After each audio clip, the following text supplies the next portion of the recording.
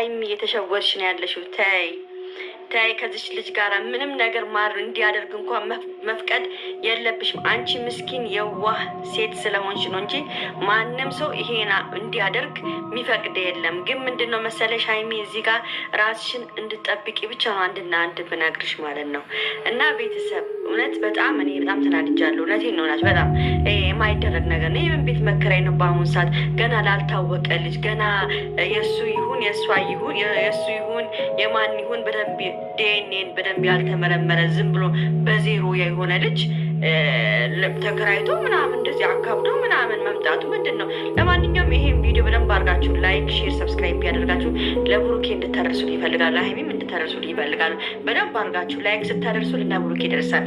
አንዳንድ ነገሮችን አንዳንድ እናንተ ማሳብ አስቴታችሁን ኮሜንት ላይ አስቀምጡ።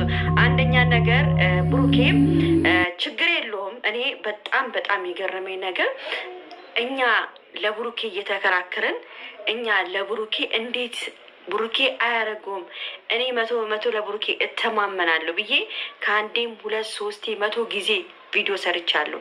ግን ብሩክ አምኖበት ልጄና ብሎ ተቀብሎ ቤት እስከ መከራየት ደርሷል።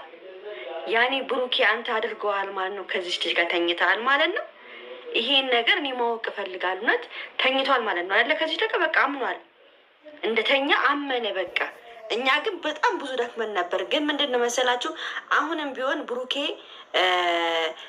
እኔ አላቅም ተኝተ ይሁን አንተ ራስን አጋልጠሃል፣ ራስህ አምነህበታል። አይደለም ማመን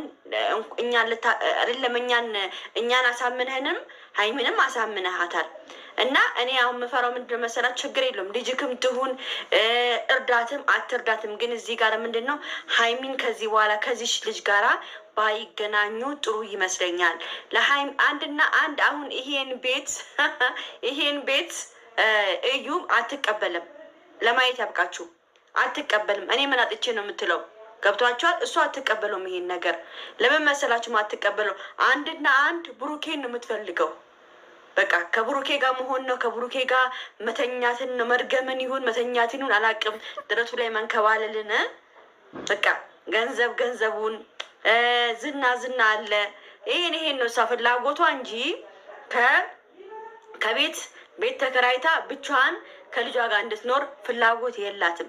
ስለዚህ እኔ የምናገረው ለሀይሚና ለሀይሚ ነው። አንድና ሀይሚ አትሸወጂ፣ ያሁኑን ነገ ተነጎዳ ህይወትሽን ጨለማ ነው የምታረግብሽ። እቺ አዩ